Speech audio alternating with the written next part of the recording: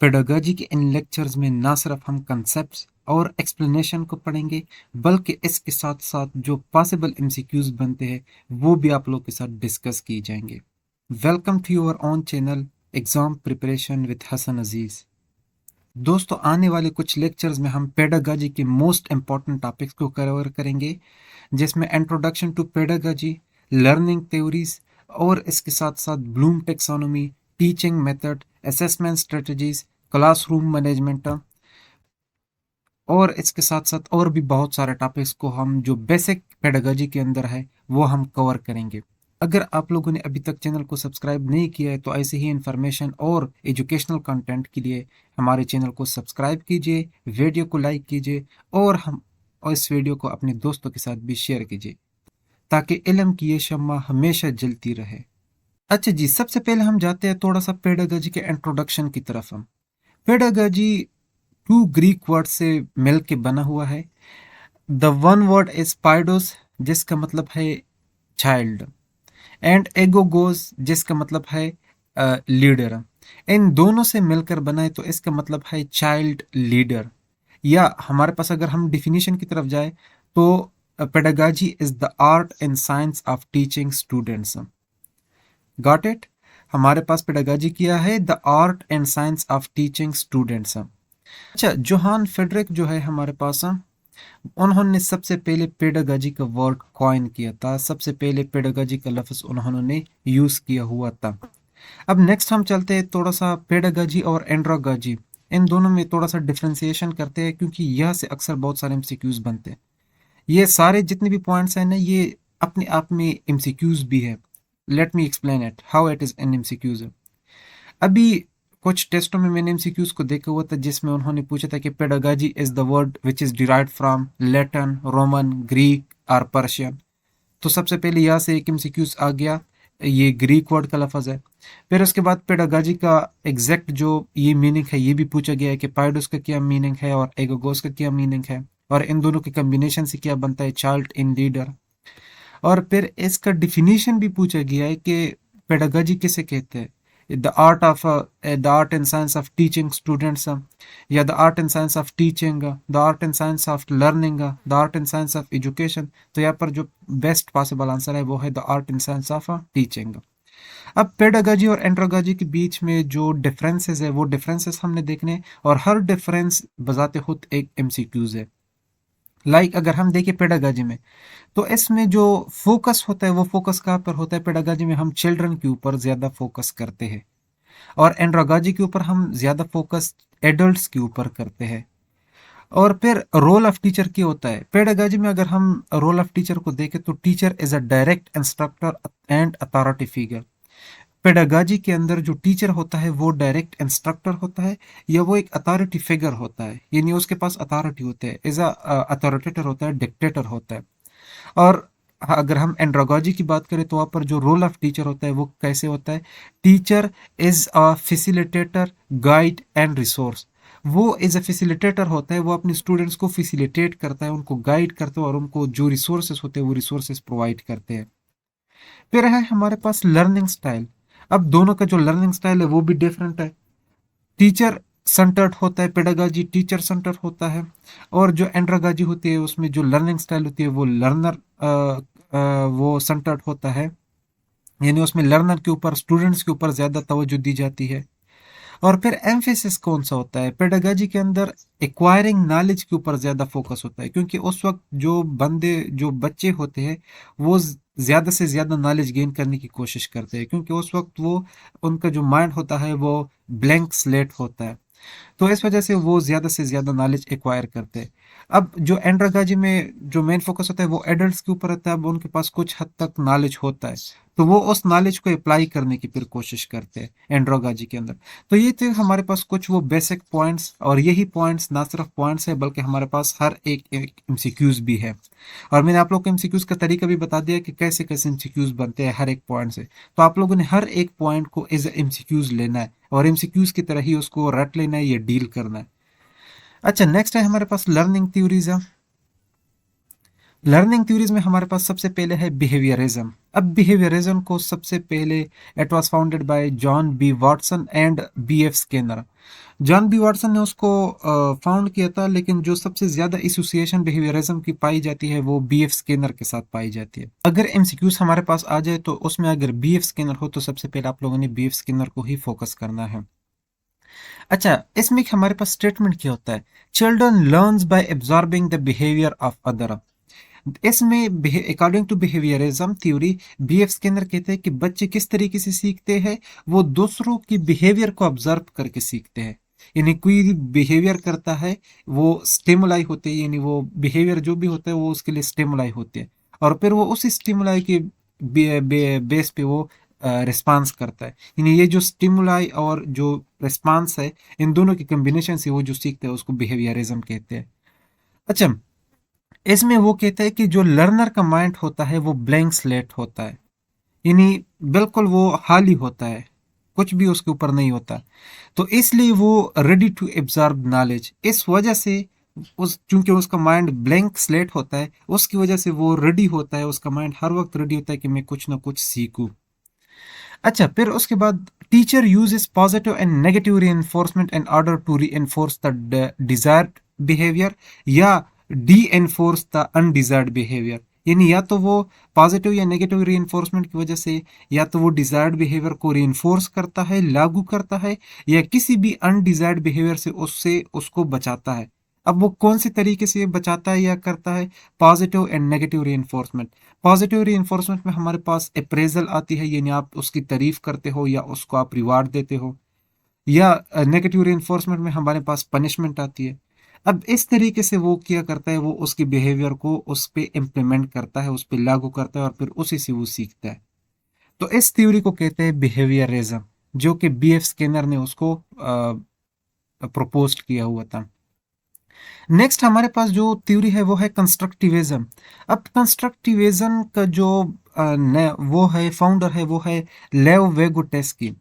ये जो जीन पाइगट है ना, ये कॉग्निटिव कंस्ट्रक्टिविज्म का है, जो हम नीचे यहाँ पर पढ़ेंगे कॉग्निटिविज्म में। लेकिन जो सोशल कंस्ट्रक्टिविज्म है, ये जो कंस्ट्रक्टिविज्म का कंसेप्ट है वो किसने दिया था? वो लेव वेगोटेस्की ने दिया हुआ था। अब इसकी लेव वेगोटेस्की क्या कहता है कि लर्निंग का प्रोसेस कैसा प्रोसेस है? वो कहता है कि knowledge is not passively received but actively constructed by learners through their experiences interactions and reflections. अब इससे पहले हमने एक पैसिव चीज को पढ़ा था। पैसिव चीज का मतलब कि दूसरों की बिहेवियर से हम सीखते हैं, लेकिन यहाँ पर लेव वेगुटिस की क्या कहता है? वो कहता है कि जो लर्नर्स होते हैं, जो बच्चे होते हैं, वो ना सिर्फ पैसिवली नॉलेज को गेन करते हैं बल्कि एक्टिवली भी वो नॉलेज को कंस्ट्रक्ट कर सकते हैं। कैसे कंस्ट्रक्ट कर सकते हैं? वो अपने एक्सपीरियंसेस से, यानी तजुर्बात से सीख सकते हैं, इंटरेक्शन से वो दूसरों के साथ मिलते हैं, मिलने जुलने से भी वो सीखते हैं, एंड रिफ्लेक्शंस, कोई बात उनके सामने होती है तो उसके उसके ऊपर एक असर होता है। उन सारी चीज़ों से ये बंदा फिर सीखता है, वो अपने जो नॉलेज जो होता है उसको वो कंस्ट्रक्ट करता है। तो इसलिए वो इस थ्योरी को कहते हैं कंस्ट्रक्टिविज्म। अच्छा, अब इसमें क्या होता है? इसमें active participation in the building understanding, connecting new information and with existing knowledge. अब इसमें बंदा क्या करता है? एक्टिवली वो पार्टिसिपेट करता है, जो न्यू इंफॉर्मेशन वो होती है उसको वो कनेक्ट करने की कोशिश करता है, किसके साथ? जो उसका प्रायर नॉलेज होता है, जो उसके पास जो होता है, जो नॉलेज, यानी पहले से उसके पास जो नॉलेज होता है उसके साथ वो कनेक्ट करने की कोशिश करता है। तो उसके लिए वो एक्टिवली पार्टिसिपेशन करता है, यानी उसका माइंड एक्टिवली क्या करता है? पार्टिसिपेट करता है। अब पैसिवली तो कोई भी वो कनेक्ट नहीं कर सकता ना, जब तक कि वो खुद इन्वॉल्व ना हो जाए उसमें। तो इसलिए इस थ्योरी को क्या कहते हैं? कंस्ट्रक्टिविज्म। अच्छा, नेक्स्ट क्या है? कॉग्निटिविज्म। अब कॉग्निटिविज्म को जीन पाइगेट ने, जिस तरह हमने ऊपर पढ़ा, ये एक स्विस साइकोलॉजिस्ट है, ये भी एमसीक्यूज में आया हुआ है। उन्होंने इसको फाउंड किया है, प्रपोज किया हुआ है। अब इसका जो स्टेटमेंट है या ये किस चीज के अराउंड घूमते हैं, ये कॉग्निटिविज्म थ्योरी, इसमें focuses on mental processes involved in acquiring, sharing and applying knowledge. इसमें बंदी के जो मेंटल प्रोसेसेस होते हैं वो इन्वॉल्व होते हैं। किस चीज में? जब वो नॉलेज को एक्वायर करता है, यानी जब वो हासिल करता है, तो उसमें भी उसका मेंटल प्रोसेस इन्वॉल्व होता है। उसको स्टोर करने के लिए भी उसका मेंटल प्रोसेस इन्वॉल्व होता है। और जब वो उन ही स्टोर चीजों को, स्टोर इंफॉर्मेशन को जब वो अप्लाई करता है किसी खास सिचुएशन में, तो उन सब के लिए उनका माइंड, जो मेंटल प्रोसेस होते हैं, वो इन्वॉल्व होते हैं। और learner focused on internal thought possesses rather than just observable behavior। अब यहाँ पर जो जीन पाइगट है वो क्या कहता है कि बंदा अपने जो इंटरनल थॉट प्रोसेस है वो भी यूज करता है, सिर्फ और सिर्फ वो ऑब्जर्व नहीं करता। ऑब्जर्व करने के साथ साथ वो अपने इंटरनल थॉट्स को भी यूज करता है, तभी वो कुछ सीखता है, तभी वो लर्न करता है। तो इसलिए इस थ्योरी को क्या कहते हैं? कॉग्निटिविज्म। आई होप कि यहाँ तक कोई भी प्रॉब्लम नहीं होगी। दोस्तों, मेरी कोशिश यही होती है कि मैं सिंपल से सिंपल अल्फाज में आप लोग को समझा सकूं, लेकिन अगर फिर भी आप लोग को कोई प्रॉब्लम फेस हो रही है समझने में, तो आप लोग काइंडली मुझसे कमेंट में पूछ सकते हो कि यहाँ पर मुझे प्रॉब्लम है, तो मैं वो सॉल्व करने की कोशिश करूंगा। अच्छा, नेक्स्ट है हमारे पास ब्लूम्स टेक्सोनोमी। दोस्तों, बहुत ही इंपॉर्टेंट टॉपिक है और यहाँ से बहुत सारे एमसीक्यूज आते हैं। अच्छा, सबसे पहले है डॉक्टर बेंजामिन ब्लूम। 1956 में ये एक साइकोलॉजिस्ट था। उन्होंने ने ब्लूम्स टेक्सोनोमी को फाउंड किया था, प्रपोज्ड किया था। अच्छा, ये ब्लूम्स टेक्सोनोमी है क्या, ये इसका पर्पस क्या है और इसमें क्या होता है? ये ब्लूम्स टेक्सोनोमी एक्चुअली हमारे पास कैटेगराइज एजुकेशनल ऑब्जेक्टिव्स, ये जो हमारे पास एजुकेशनल ऑब्जेक्टिव्स होते हैं उनको कैटेगराइज करता है। और ये भी एमसीक्यूज में आया हुआ है। अभी परसों जो केपी एटा में जो पीएचडी का टेस्ट हुआ था, उसमें यही एमसीक्यूज आया हुआ था कि ब्लूम्स टेक्सोनोमी का रोल किया हुआ है। तो उसमें एक ऑप्शन था educational objectives, to categorise educational objectives. तो इम्पोर्टेंट पॉइंट है ये भी। अच्छा, फिर दूसरा क्या है? Help educators to structure lesson and activities to encourage higher order thinking skills. अब ये एजुकेटर्स को हेल्प करता है किस चीज में? टू स्ट्रक्चर लेसन्स, लेसन को स्ट्रक्चर करने में, and activities to encourage higher order thinking skill. वो ऐसे लेसन्स और एक्टिविटीज को स्ट्रक्चर करते हैं जो कि हायर थिंकिंग स्किल्स, यानी जो आला दर्जे का थिंकिंग स्किल्स है, आला दर्जे का जो कॉग्निटिविज्म है, जो थिंकिंग है, उसको वो एनकरेज कर सके, उसको वो सेटिस्फाई कर सके। अब इसमें हमारे पास क्या है? इसमें हमारे पास 3 डोमेन्स है। According to Bloom's taxonomy, Benjamin Bloom, हमारे पास जो लर्निंग की जो डोमेन है वो 3 डोमेन है, यानी 3 डोमेन्स में ही हम सीखते हैं। डोमेन का सिंपल मतलब ये है। और सबसे पहले उसमें जो डोमेन है वो है कॉग्निटिव डोमेन। अब कॉग्निटिव डोमेन क्या है? It involves the knowledge and intellectual skills that a student will develop. इसमें हमारे पास वो नॉलेज और इंटेलेक्चुअल स्किल्स आते हैं जो कि एक स्टूडेंट डेवलप करता है। There are 5 stages, 6 stages of difficulty. अब उन ही इंटेलेक्चुअल स्किल्स और नॉलेज को डेवलप करने के लिए एक स्टूडेंट को 6 मरहलों से गुजरना होगा। और इसमें आपने नेक्स्ट स्टेप पर तभी जा पाओगे जब आपका प्रायर जो स्टेज है या इससे पहले वाला जो स्टेज है वो आपने उस पर आपने पूरा पूरा कमांड हासिल कर लिया हो।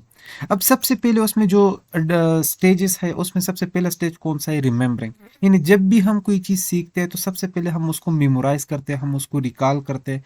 जो फैक्ट्स होते हैं हमारे पास, जो कंसेप्ट होते हैं, उन सब चीज़ों को, बेसिक इन्फॉर्मेशन को हम क्या करते हैं? याद करते हैं। हम क्या करते हैं? उसको रिमेंबर करते हैं। तो इसमें हमारे पास जो टूल्स है वो है रिमेंबरिंग। हम मेमोराइजिंग करते हैं, हम रिमेंबरिंग करते हैं, हम रिकॉलिंग करते हैं। रिमेंबरिंग में हम क्या करते हैं? हम फैक्ट्स, कंसेप्ट्स और बेसिक इन्फॉर्मेशन को हम याद करते हैं। यानी इसमें हमारे पास जो टूल्स है, यानी हम इसको किस तरीके से कर सकते हैं? रिमेंबरिंग, मेमोराइजिंग एंड रिकॉलिंग, इन तीनों प्रोसेस के थ्रू हम रिमेंबरिंग का प्रोसेस या रिमेंबरिंग का स्टेज हम अबूर करते हैं। नेक्स्ट हमारे पास जो होता है वो होता है फिर अंडरस्टैंडिंग। जब हम एक चीज़ को याद कर लेते हैं तो फिर उसके बाद explain something in your own words. Understanding का मतलब क्या है? कि जब भी आप किसी चीज़ को अंडरस्टैंड करते हो, उसको समझ लेते हो, तो फिर आप उसे अपने अल्फाज में बयान कर सकते हो। उस स्टेज को क्या कहते हैं? अंडरस्टैंडिंग कहते हैं। और ये हमारे पास जो लेवल्स है, लर्निंग के जो लेवल्स है, उसमें ये दूसरा स्टेज है।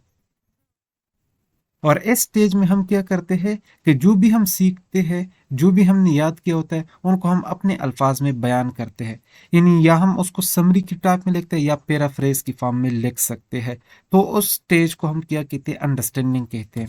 नेक्स्ट है हमारे पास एनालाइज। अब एनालाइज के अंदर क्या होता है, breaking down information into its component. Sorry, हमारे पास जो थर्ड स्टेप है वो है अप्लाइंग। अब हमने एक चीज़ को सीख लिया और हम इतने काबिल हो गए कि हम उसको अपने अल्फाज में भी बयान कर सकते हैं। तो फिर उसके बाद हम कौन सा स्टेप अप्लाई करते हैं, अप्लाइंग वाला स्टेप अप्लाई करते हैं। उसमें हम क्या करते हैं, हम वही नॉलेज को न्यू सिचुएशन में लगाते हैं। फॉर एग्जाम्पल हमारे पास कोई एक सिचुएशन आ जाती है, तो हमारे माइंड में जो उसके रिगार्डिंग जो नॉलेज होता है वही नॉलेज हम उस पर अप्लाई करते हैं। इस स्टेज को क्या कहते हैं, अप्लाइंग कहते हैं। और ये हमारे पास क्या करता है, इसमें जो हमारे पास जो स्टेप्स है वो है प्रैक्टिस हम करते हैं, इम्प्लीमेंट करते हैं या कैलकुलेट करते हैं।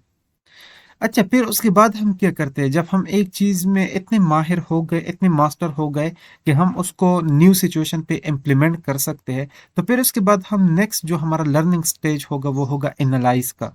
यानी अप्लाई के बाद हम क्या करेंगे, एनालाइज करेंगे। अब एनालाइज का मतलब क्या है, breaking down information into its component. हम एक चीज को उसके कंपोनेंट में डिवाइड कर सकते हैं। यानी हमारे पास कोई जंबल ऑफ वर्ड्स आ जाते हैं ना, या सेंटेंसेस आ जाते हैं, तो पहले तो हम उसको रिमेंबर करते हैं, फिर उसके बाद हम उसको अपने अल्फाज में लिख देते हैं, फिर उसके बाद हम उसको इतने काबिल हो जाते हैं कि हम उसको इस्तेमाल कर सकते हैं, अपने किसी भी सिचुएशन पे भी उसको अप्लाई कर सकते हैं। फिर उसके बाद नेक्स्ट जो स्टेप होता है उसमें हम क्या करते हैं, उस सेंटेंसेस को हम कंपोनेंट में डिवाइड करते हैं। अब कंपोनेंट में डिवाइड करने का मतलब क्या है, कि हम उस काजेस उसमें से अलग करते हैं, कंसिक्वेंसेस अलग करते हैं, बेनिफिट्स अलग करते हैं। इस तरीके से हम उसको उसके कंपोनेंट में डिवाइड करते हैं, और फिर उन कंपोनेंट्स के बीच में हम रिलेशनशिप को एक्सप्लोर करते हैं, और जो कनेक्शंस है वो कनेक्शंस हम डाल देते हैं कि इसका इस टॉपिक के साथ क्या कनेक्शंस है।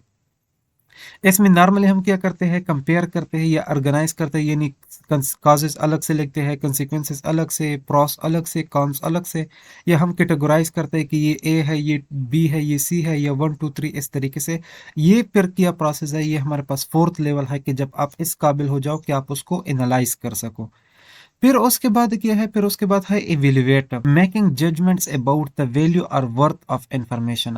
यानी हमारे पास जो इंफॉर्मेशन होती है हम उसकी ऑथेंटिसिटी को देखते हैं, उनकी बेस पे हम उसको जज करते हैं कि आया ये हमारे पास ठीक है या ये हमारे पास ठीक नहीं है।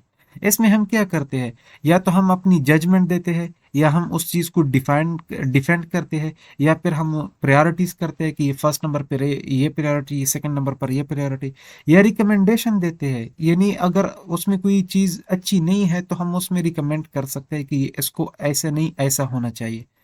या फिर हम यहाँ पर क्रिटिक भी कर सकते हैं। क्रिटिक का मतलब कि पॉजिटिव और नेगेटिव पॉइंट्स को भी हम लिख सकते हैं कि ये उसकी प्रोस है और ये उसकी कॉन्स है।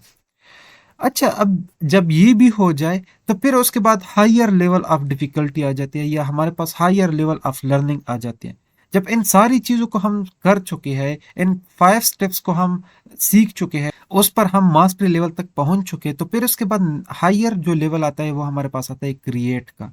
अब क्रिएट में क्या होता है, हमारे पास जो नॉलेज हमने एक्वायर किया होता है इस सारे जर्नी में, उस नॉलेज को हम फिर अप्लाई करते हैं और उससे एक नई चीज़ बनाते हैं। क्रिएट का मतलब to create something new, to made something new. उसमें हम नई नई चीज़ों को फिर वो बनाते हैं। और किन चीज़ों के बेस पे, यही 5 स्टेप्स में जो हमने नॉलेज गेन किया होता है उसी नॉलेज को हम यूज़ करते हैं। और ये हमारे पास है हाईएस्ट लेवल ऑफ लर्निंग। और इसमें हम क्या करते हैं, इन्वेंट करते हैं, डेवलप करते हैं, डिज़ाइन करते हैं, या कंस्ट्रक्ट करते हैं, या कंपेयर करते हैं। ठीक हो गया। अब इसके बाद फिर हम जो सेकंड डोमेन है, ये जितने भी ये जो टेक्सोनॉमी है, ये जो लेवल्स है, ये हमारे पास कॉग्निटिव, ये हमारे पास कॉग्निटिव डोमेन में आते हैं। फिर उसके बाद है सेकंड नंबर पे जो हमारे पास डोमेन है वो है इफेक्टिव डोमेन। अब इफेक्टिव डोमेन में हमारे पास क्या आता है, it deals with emotions, feelings and attitudes and how to handle it. Effective domain के अंदर हम क्या चीज़ सीखते हैं, हम क्या लर्न करते हैं, उसमें हम ये देखते हैं कि हम अपने इमोशंस, फीलिंग्स और एटीट्यूड को किस तरीके से डील करते हैं और कैसे हम उसको हैंडल करते हैं। तीसरे जो हमारे पास डोमेन है वो है साइकोमोटर डोमेन। अब साइकोमोटर डोमेन के अंदर हम क्या करते हैं, it involves physical skills like writing and drawing etcetera etcetera. Psychomotor domain में हम क्या करते हैं, उसमें हमारे जो फिजिकल स्किल्स है उसको हम सीखते हैं, जिस तरह के राइटिंग हो गया, ड्राइंग हो गया, एटसेट्रा एटसेट्रा, यानी जिसमें हम फिजिकली इन्वॉल्व होते हैं उसको साइकोमोटर डोमेन पर कहते हैं। तो आई होप कि ब्लूम्स टेक्सोनोमी आपको फुल क्लियर हो गई होगी। और फिर उसके बाद नेक्स्ट हम जाते हैं फिर असेसमेंट स्ट्रेटजीज के ऊपर। हम असेसमेंट स्ट्रेटजीज कौन सी होती है और क्या होती है? दो strategies which evaluate and understand student learning. ये हमारे पास वो स्ट्रेटजीज होती है जिसके थ्रू हम स्टूडेंट को एवेल्युएट करते हैं, उनको परखते हैं, और इसके साथ साथ हम स्टूडेंट की लर्निंग को भी जांचते हैं, उनको भी समझते हैं कि स्टूडेंट लर्न कर रहा है या नहीं लर्न कर रहा। अब इसके हमारे पास कुछ टाइप्स हैं। हम असेसमेंट किन तरीकों से करते हैं, उन तरीके, उनके स्ट्रेटजीज अलग अलग है, और उसको हम ब्रॉडली 3 मेन क्लासेस में डिवाइड करते हैं। दोस्तों, अगर वीडियो आप लोग को अच्छी लग रही है और हेल्पफुल है तो काइंडली अपने दोस्तों के साथ भी शेयर कर दे, और मोटिवेशन के लिए वीडियो को लाइक भी कर दे और चैनल को सब्सक्राइब भी कर दे। अच्छा, जो हमारे पास जो डायग्नोस्टिक असेसमेंट है वो क्या होती है?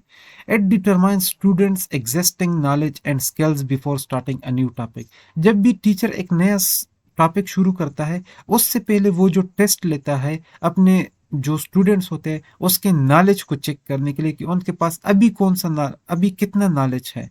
यानी एक टॉपिक को स्टार्ट करने से पहले उसके पास उस टॉपिक के बारे में कितना नॉलेज है, उस चीज को जांचने के लिए हमारे पास जो असेसमेंट की जाती है उसको कहते हैं डायग्नोस्टिक असेसमेंट। यानी उसमें वो तशखीस करता है कि इसका ये स्टूडेंट्स कितने पानी में है, मैंने किस लेवल तक उसको पढ़ाना है, और उनकी कैपेसिटी कितनी है। इन सारी चीजों को जांचने के लिए वो डायग्नोस्टिक असेसमेंट करता है। और इसका और ये किन तरीकों से किया जाता है? ये हमारे पास प्री टेस्ट के थ्रू भी के हो सकता है, ओरली भी, ओरल एग्जाम भी वो ले सकते हैं, यानी वो पूछ सकते हैं ओरली उस टॉपिक के बारे में। तो ये हमारे पास है डायग्नोस्टिक असेसमेंट। अच्छा, नेक्स्ट हमारे पास क्या है? Formative assessment. अब फॉर्मेटिव असेसमेंट में क्या होता है? It monitor student progress during learning and give feedback to support student learning. इसमें दौरान स्टडी, यानी जब क्लासेस शुरू होती है, टीचर पढ़ाता है, तो पढ़ाने के दौरान जो वो स्टूडेंट को मॉनिटर करता है, उसको चेक करता है, उसके लिए वो जो असेसमेंट यूज करता है, उसको जिस तरीके से वो असेस करता है, इवेलुएट करता है, उसको कहते हैं फॉर्मेटिव असेसमेंट। और ये क्यों की जाती है? ये दौरान स्टडी इसलिए की जाती है ताकि उसको पता चले कि मेरा स्टूडेंट्स गेन कर रहा है या नहीं गेन कर रहा है, या अगर वो गेन कर रहा है तो कितने हद तक लेवल, कितने किस लेवल तक वो गेन कर रहा है।